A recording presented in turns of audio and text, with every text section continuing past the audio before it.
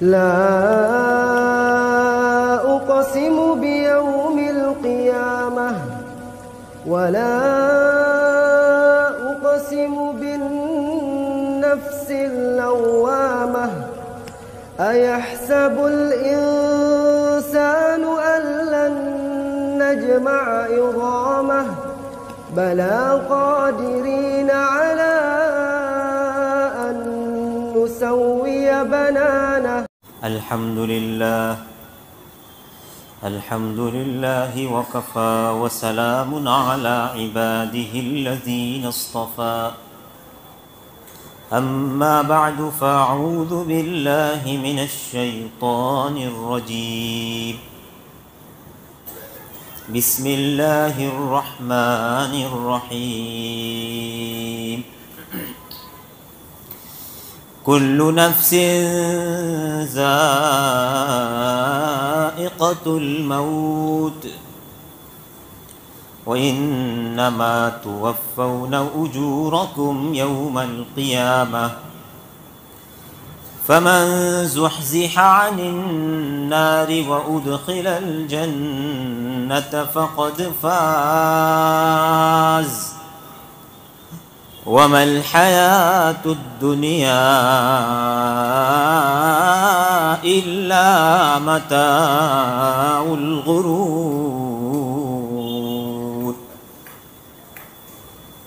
صدق الله العظيم.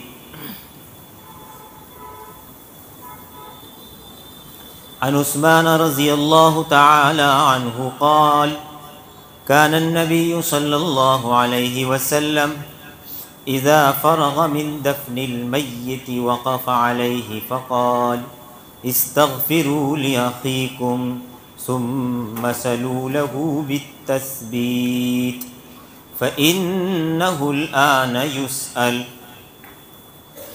عن عثمان رضي الله تعالى عنه أنه كان إذا وقف على قبر بكى حتى يبل لحيته فقيل له: تذكر الجنة والنار فلا تبكي وتبكي من هذا؟ فقال: إن رسول الله صلى الله عليه وسلم قال: إن القبر أول منزل من منازل الآخرة فإن نجا منه فما بعده أيسر منه وإن لم ينج فمنه فما بعده أشد منه. قال رسول الله صلى الله عليه وسلم: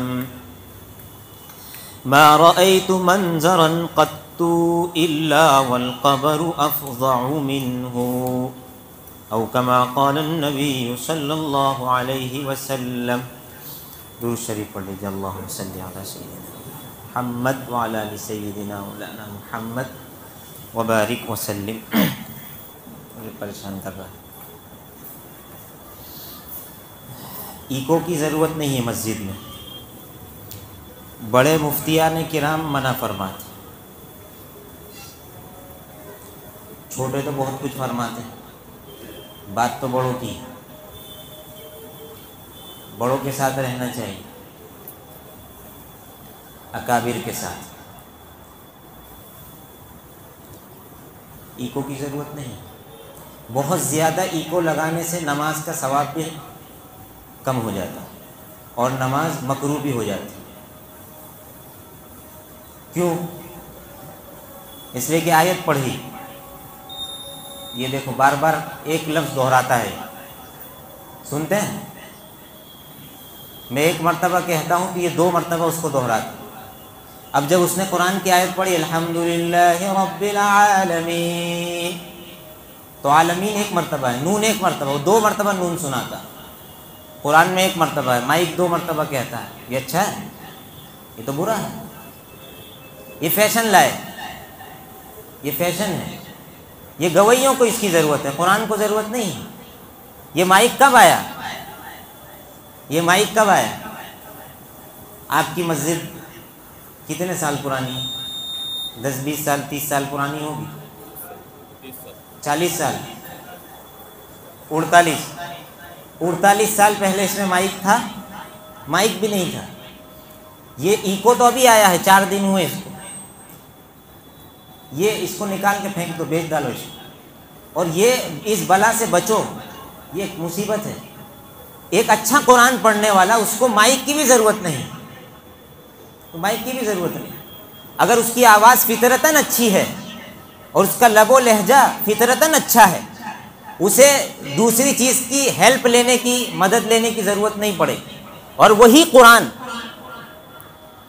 جو انسان فطرت نیچرل اچھی آواز، اچھے لب و لہجے سے پڑھے گا، اس کا ثواب ہے. اچھا مائک لگا کر اس پر ایک آدمی کو آپریٹر بٹھا کر پھر اس کے آواز اونچی نیچی کرنے سے کوئی ثواب بڑھنے والا نہیں ہے. یہ سن لی، یہ مسئلہ ہے. اب یہ بار بار جو آواز آتی ہے اس سے مجھے بھی لگتا ہے. میں نے اس سے پہلے ان کو کہا تھا کہ بھائی میں آؤں تو میرے لیے بند کر دینا. اچھا ہوا انہوں نے چالو رکھا تو آپ کو مسئلہ بھی پتہ چل گیا. بڑے حضرات منع کرتے ہیں. ایک مسجد میں تھا ایک اللہ والے کے ساتھ، تو وہاں مائک میں ایکو تھا. انہوں نے نماز کے بعد کہا کہ اس کو سمجھاؤ کہ ایکو بہت ہلکا رکھے یا بند کر دے، اس کی کوئی ضرورت نہیں.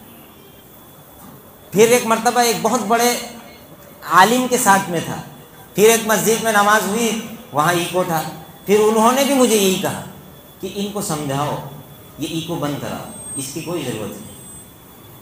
لیکن ہم مکے مدینے جاتے ہیں تو وہاں مائک اس طرح لگے ہوئے ہیں اور اتنی بڑی جگہ ہے، کھلی جگہ. اب وہاں جب امام صاحب پڑھتے ہیں تو وہ آواز ٹکراتی ہے، ہوا میں ٹکراتی ہے، کہاں ٹکراتی ہے، تو اس کو ہم سمجھتے ہیں ایکو لگایا ہوا ہے، اور پھر ہم آ کے اپنی مسجد میں ایکو لگاتے. قاری صاحب کی تنخواہ نہیں بڑھاتے.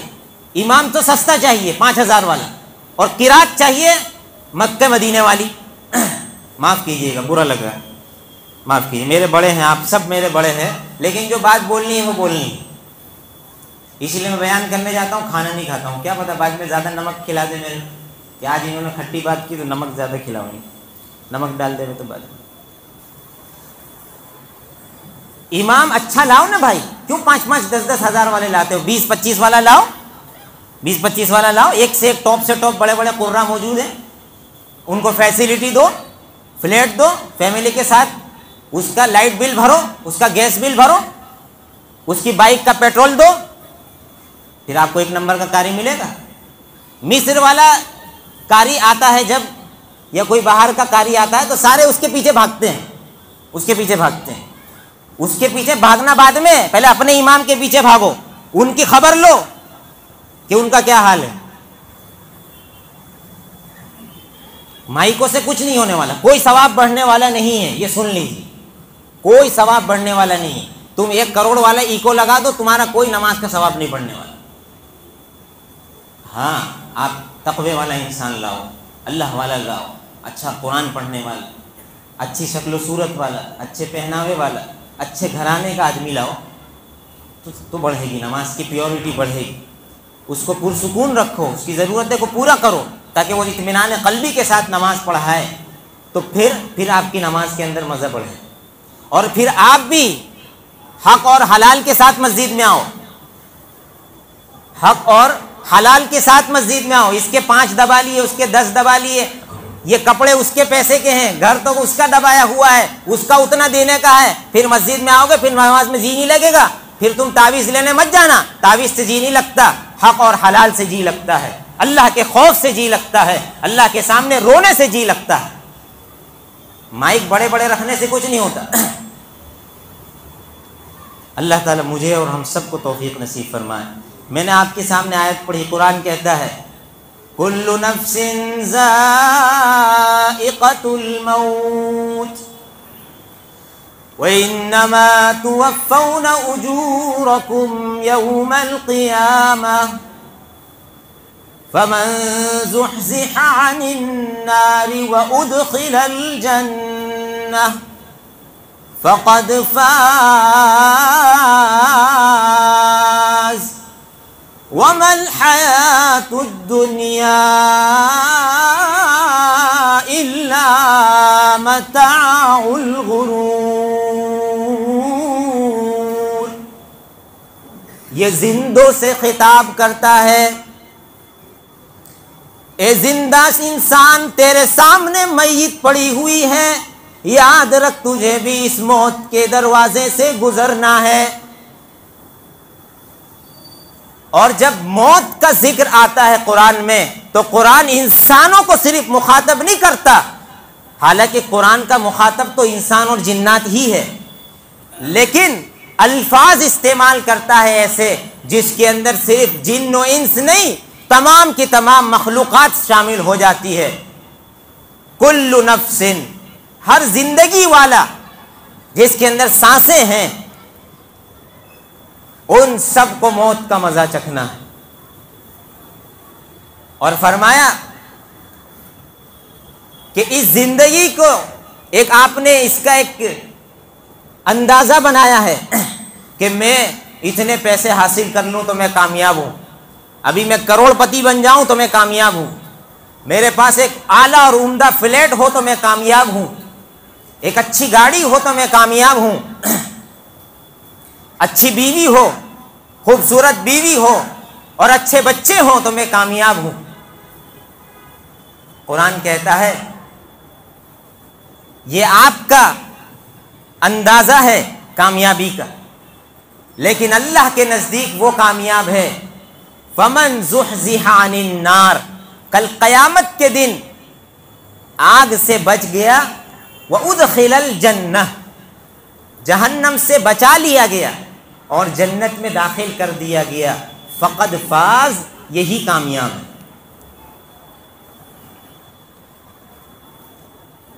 اور جو ہم نے کامیابی کا معیار بنا رکھا ہے، جو اسٹیٹس ہم نے بنا رکھا ہے، قرآن کہتا ہے وَمَا الْحَيَاةُ الدُّنْيَا إِلَّا مَتَاعُ الْغُرُورِ، یہ دنیا کی جو زندگی ہے اور یہ دنیا کے جو ساز و سامان ہے، متاع الغرور، یہ دھوکے کا سامان ہے، یہ دھوکے کا سامان۔ انسان، میں اور آپ، ہم سب اگر موت کی طرف متوجہ ہو جائیں، موت کی تیاری میں لگ جائیں، تو ہمارے معاشرے سے، ہماری سوسائٹی سے، ہمارے مابین سے آدھے فتنے خود بخود ختم ہو جائے۔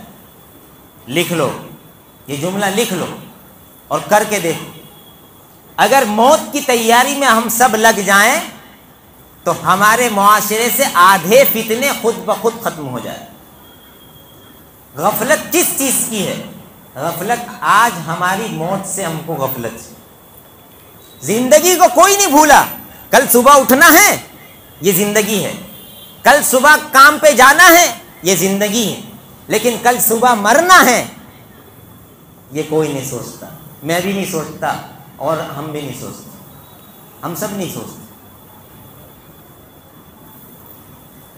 اسی لیے بار بار موت یاد دلائی جاتی، موت کو یاد رکھ۔ کرنے والا جب کرنے پہ اترتا ہے تو کہتا ہے میں تو یہ بھی کر ڈالوں گا، میں تو وہ بھی کر ڈالوں گا۔ یہ ایسا کیوں بولتا ہے؟ چونکہ وہ بھول گیا کہ مرنا بھی ہے، اللہ کے روبرو کھڑے ہو کر حساب بھی دینا ہے۔ اللہ کا خوف اللہ کو اتنا پسند ہے کہ قرآن کہتا ہے وَلِمَنْ خَافَ مَقَامَ رَبِّهِ جَنَّتَانِ، سورہ رحمان میں، جو اللہ کے سامنے کھڑے ہونے سے ڈر گیا، اللہ کے سامنے کھڑے ہونے سے ڈر گیا، اس کے لیے ایک نہیں دو جنت ہیں، دو جنت۔ جنت کا ذکر بار بار آیا ہے قرآن میں، لیکن اللہ سے ڈرنے والے کا جب ذکر آیا تو دو جنت کا وعدہ کیا، ایک کا نہیں دو کا، دو جنت ملے گی۔ آج میرا اور آپ کا حال کیا ہے؟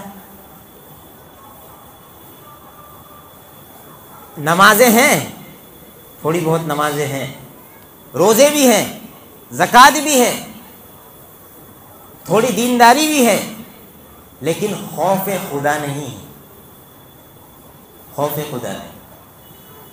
جب تنہائی میں جاتا ہے تو پھر جو چاہتا ہے کرتا ہے، یہاں کون دیکھ رہا؟ اس کو ایسا لگتا ہے کہ کوئی نہیں دیکھ رہا ہے، تو کسی کو نہیں دیکھ رہا ہے، یہ بات صحیح ہے، اس لیے کہ کوئی ہے نہیں وہاں، لیکن تجھے تو دیکھ رہا ہے اللہ، تجھے تو اللہ دیکھ رہا ہے۔ اللہ والوں نے فرمایا کہ جب گناہ کا من کرے نا تو یہ سوچو کہ میری موت، ابھی موت میری آنے والی، بس یہ میری موت آنے والی۔ ابھی گناہ کا من کرے تو یہ سوچے کہ ابھی میری موت آنے والی، کل گناہ کرنا ہے مجھے، کل کی پلاننگ کرتا ہے، بھائی کہاں چلنا ہے، فلاں جگہ جائے، تو پھر دماغ میں لائے کہ کل فلاں ٹائم پر مجھے گناہ کرنا ہے تو اسی ٹائم پر میری موت ہے، میں مرنے والا ہوں۔ اگر ایسا سوچے گا تو انشاءاللہ گناہ سے بچ جائے۔ اور آج تو ہمارا حال یہ ہے کہ موت کے ذکر سے اتنا دور چلے گئے، اتنا دور چلے گئے، اتنا دور چلے گئے کہ کوئی ہم کو موت یاد دلاتا ہے تو کہتا ہے تجھے میری موت کی کیا پڑی ہے، تو جانے، تو اپنا کر لے، میں دیکھ لوں گا، میں دیکھ لوں گا۔ جو یہ کہتا ہے نا کہ میں دیکھ لوں گا، تو قرآن کہتا ہے کہ جس نے دنیا کی زندگی کو ترجیح دی ہے، اللہ فرماتے ہیں کہ ہم اس کے اعمال کی جزا اور بدلہ اس کو دنیا میں ہی دے دیں گے، اور آخرت میں اس کے لیے آگ کے علاوہ کچھ نہیں بچے گا، آگ کے علاوہ اس کے لیے کچھ نہیں۔ یہ قرآن کی آیت ہے۔ قبر، دیکھیے میں آپ کو قبر کا احوال سناتا ہوں، 2-3 حدیثیں سناتا ہوں۔ سب سے پہلے میں حضرت عثمان غنی رضی اللہ تعالیٰ عنہ پہ ایک واقعہ بیان کرتا ہوں۔ کیا بیان ہے واقعے کا؟ کہ حضرت عثمان غنی رضی اللہ تعالیٰ عنہ جب قبر کے پاس کھڑے ہوتے تھے تو اتنا روتے تھے کہ آپ کی داڑھی مبارک جو ہے وہ آنسوؤں سے بھر جاتی تھی، آنسوؤں سے بھر جاتی تھی۔ ہماری تو داڑھی نہیں، اب کیا بھرے گا آنسوؤں سے؟ آنسو ہی نہیں آتے ہمیں، آنسو آتے ہیں؟ آنسو ہی نہیں آتے، رونا نہیں آتا۔ جس کو رونا نہیں آتا ہے سوچ لیجئے کہ آپ کا اللہ سے تعلق کمزور ہو گیا، اللہ سے تعلق کمزور ہو گیا، رونا نہیں آتا، رونا ہی نہیں آتا۔ یہ دل کے پتھر ہو جانے کی علامت ہے۔ کب پتھر ہو جاتا ہے؟ جب بندہ اللہ کو بھول جاتا ہے، اللہ کو یاد نہیں کرتا، موت کو یاد نہیں کرتا، آخرت کی فکر نہیں کرتا، تنہائی میں بیٹھ کے اللہ سے باتیں نہیں کرتا، تو پھر دل پتھر ہو جاتا ہے۔ اور جب دل پتھر ہو جاتا ہے پھر آنکھوں سے آنسو نہیں نکلتے۔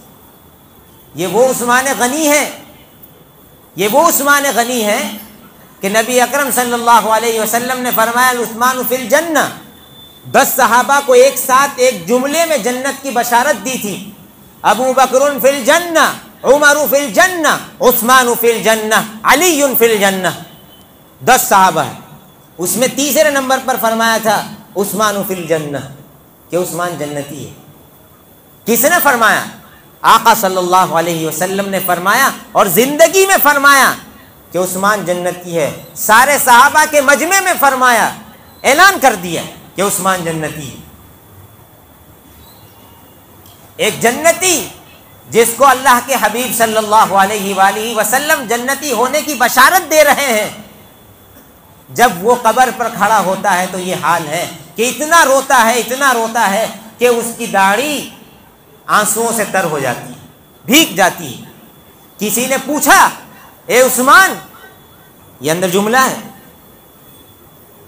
آپ کے سامنے جنت کا ذکر آتا ہے، آپ کے سامنے جہنم کا ذکر آتا ہے، تب بھی آپ اتنا نہیں روتے جتنا آپ قبر کو دیکھ کر روتے ہو۔ کیا وجہ ہے، کیا بات ہے، کیا چیز ہے جو آپ کو اتنا رلاتی ہے؟ فرمایا، میرے آقا صلی اللہ علیہ وسلم کا ارشاد ہے، ما رأیت منظرا قط الا والقبر افظع منہ۔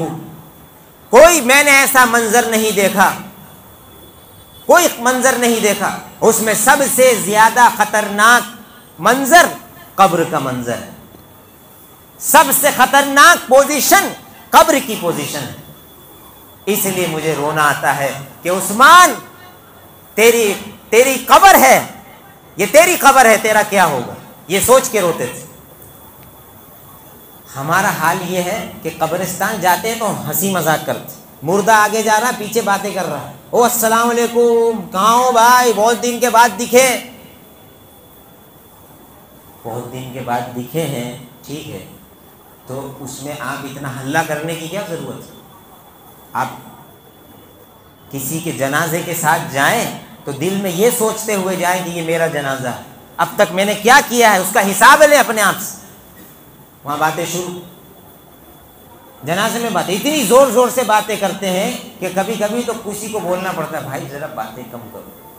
قبرستان میں جاتے ہیں اور قبرستان میں جا کر جب مردہ دفن کیا جا رہا ہے تو مجلسیں بنا کے بیٹھ جاتے ہیں، دنیا، وہاں پہ بھی دنیا، فلانی رات قبرستان میں جانا ہے۔ اب میں اس پہ نہیں بیان کرتا بھی، وہ ایک ٹاپک ہے، ایسا کسی رات میں کسی جگہ جانے کی کوئی فضیلت الگ سے نہیں آئی کہ قبرستان جانا ہے۔ وہ قبرستان جاتے ہیں، وہاں بیٹھ کے موبائل چلاتے رہتے، لائٹیں جلی ہوئی قبرستان کے اندر، کیا بھائی لوگ آئیں گے اس لیے لائٹ جلائی، فوکس لگائے، اور یہ یہاں سے تیار ہو کے گھر سے کیا کہ قبرستان جا رہا ہوں، اور قبرستان جا کے کچھ اللہ سے ڈر کے آئے، 2 آنسو بہا کر آئے، رو کے آئے، توبہ کر کے آئے، اپنی موت کو تازہ کر کے آئے، یاد کر کے آئے، اس کے بجائے وہاں جا کے بھی گپے شپ۔ یہ حال ہے ہمارا۔ کسی کی قبر پر جا کر، کسی کی قبر پر جا کر اگر بتیاں جلانے سے اچھا ہے کہ اپنی زندگی میں اگر بتی جلا، تیری زندگی میں اخلاق کی اگر بتی جلا، تیری زندگی کے اندر نیکی اور توبہ کی اگر بتی جلا، تیری زندگی میں جو حقوق بچے ہوئے ہیں اس کی ادائیگی کی اگر بتی جلا، یہ زیادہ اچھا ہے، یہ زیادہ اچھا ہے۔ اللہ مجھے بھی اور آپ کو، ہم سب کو توفیق نصیب فرمائے۔ سب سے خطرناک منظر کس کا ہے؟ قبر کا منظر۔ دیکھیے حضرت عثمان ہی فرماتے ہیں کہ ایک مرتبہ نبی کریم صلی اللہ علیہ وسلم ایک میت کو دفن کر کے فارغ ہوئے اور آپ وہاں تشریف فرما تھے، کھڑے ہوئے تھے، فقال، لوگوں سے کہا استغفروا، اپنے بھائی کے مغفرت طلب کرو، اللہ سے اس کے لیے استغفار کرو، اپنے بھائی کے لیے استغفار کرو۔ کیوں؟ اور اس کے لیے دعا کرو کہ اللہ تعالی قبر میں اس کو ثابت قدمی نصیب فرمائے، ابھی جو سوال و جواب ہونے والے ہیں اس میں صحیح جواب دینے کی توفیق نصیب فرمائے۔ یہ دعا کرنے کے لیے فرمایا حضور، ابھی اس سے سوال کیا جائے۔ اللہ کے حبیب صلی اللہ علیہ وسلم موجود ہیں، دفن کس نے فرمایا؟ تدفین کس نے کی؟ دونوں جہاں کے سردار نے تدفین کی ہے، ابھی آپ کے سامنے مردہ دفن کیا گیا ہے، اور آپ فرما رہے ہیں اس کے لیے مغفرت کی دعا کرو۔ کیا پتہ چلتا ہے؟ اتنے بڑے نبیوں کے سردار نے دفن کیا ہے، لیکن اندر جانے کے بعد اعمال کا حساب تو ہوگا، سوال جواب تو ہونے ہیں، سوال جواب تو ہونے ہیں۔ وقت کے نبی کے ہاتھوں سے دفن ہو رہا ہے، لیکن قبر کے عذاب سے بچ نہیں سکتا، قبر کے عذاب سے بچ نہیں سکتا، وہاں اسے خود اپنے اعمال کا حساب دینا۔ لوگ یہ نہ سمجھ جائیں کہ ابھی اللہ کے حبیب نے دفن فرمایا ہے تو اس کی سیدھا جنت میں، ایسا کرتے ہیں نا، جمعہ کو انتقال ہوا نا سیدھا جنت میں، واہ واہ واہ، بہت اچھا بھائی، اتنی کری دھری جو چھوڑ کے گیا ہے، اتنوں کے کھا کے مرا ہے، اتنوں کے لوٹ کے گیا ہے، اتنوں کو جو تکلیف دے کے گیا ہے، اس کا کیا ہوگا؟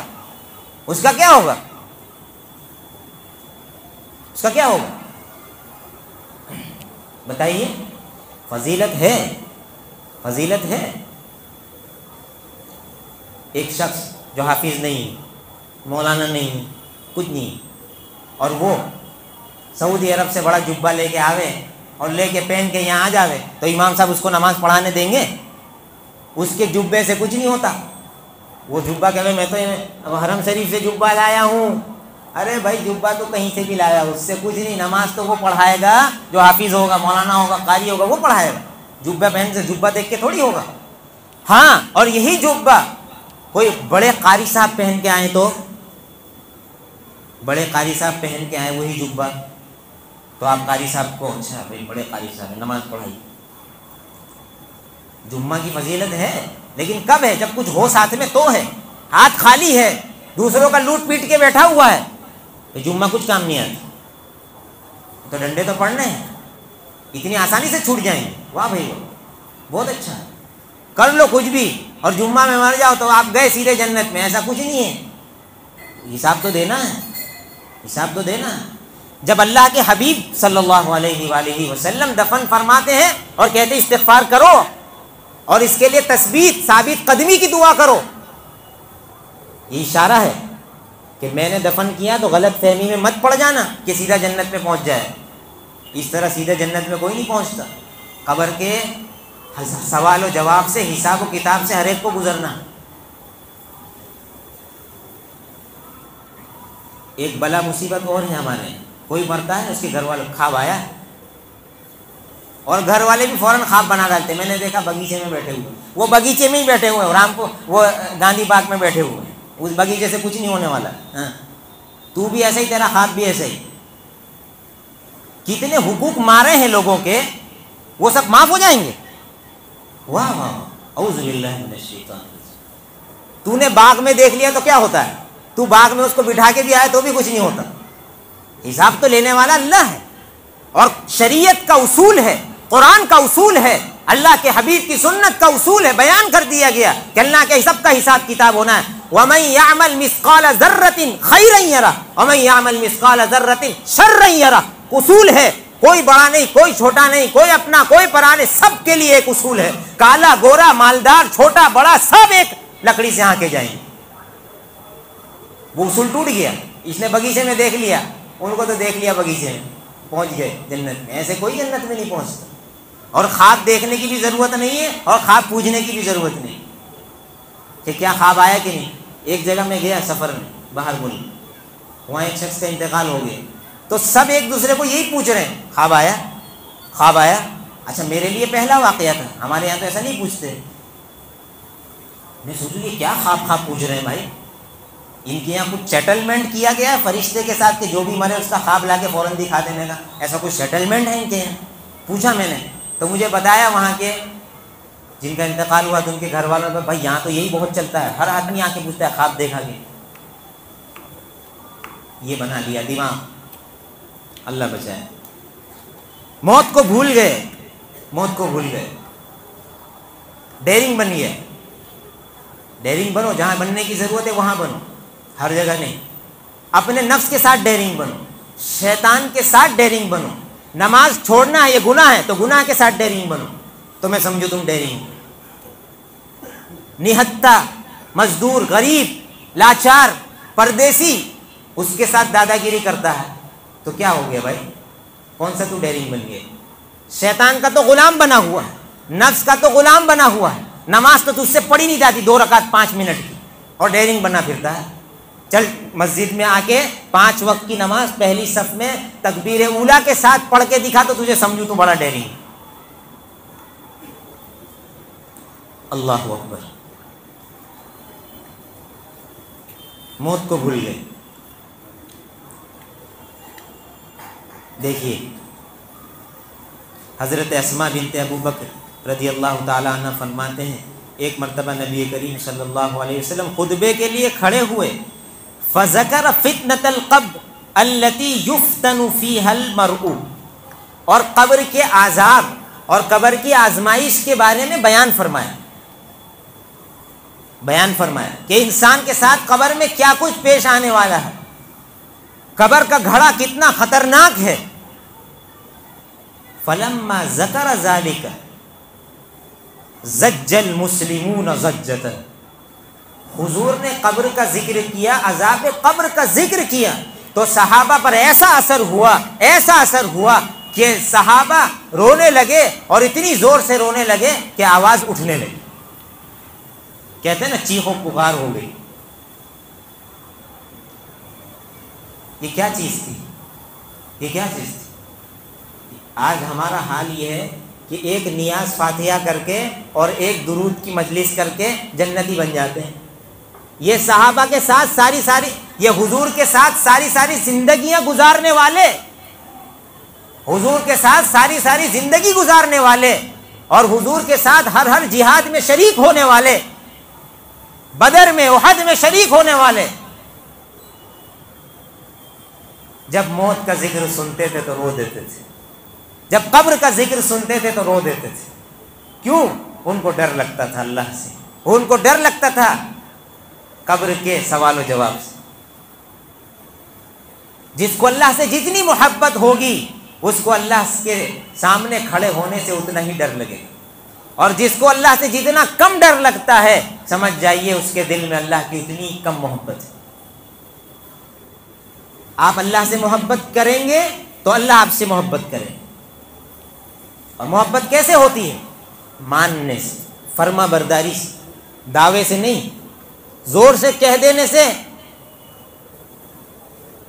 زور سے نعرہ لگا دینے سے نہیں محبت ہو جاتی. نعرہ تکبیر اللہ اکبر لگائیے، کوئی منع نہیں کرتا، لگائیے، دل سے لگائیے، اس میں کوئی حرج نہیں.